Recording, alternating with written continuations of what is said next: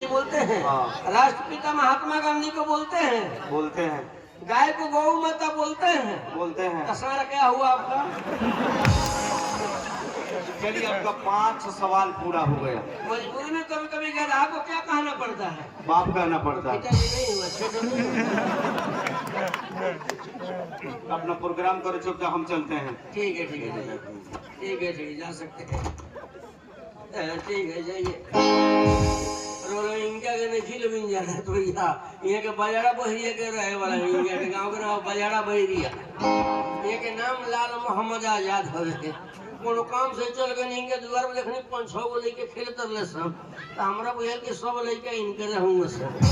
ऐसे कि ये लोग ये कारखाना में प्रोडक्शन ज्यादा रहे। और लोग बताओ ना सब ना हम से का दूगो हम सब लेकिन तो छोट-छोट बतियाओं में बड़ा आनंद आवेला। तो बोले लेके वो तुम से को सवाल पूछ ले, कहता हम पूछी ना तो हम पूछना नहीं। बउआ बताओ गाय के दूध में और माई के दूध में का अंतर बा? तो बोले के बड़ा तेज रहे, छोटे रहे, कहता हम बताए मगर बताओ। तो कहता गाय के दूध धिकावल जाला, माई के दूध ना धिकावल जाला।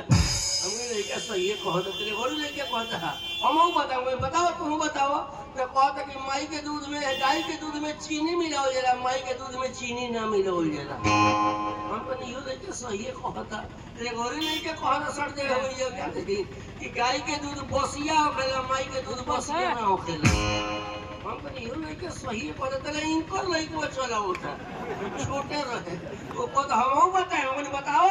तो कहता जानते नहीं जगह रही ले तेरे हम पिए नहीं आवाज सूझे ले तो बाबूजी पिए।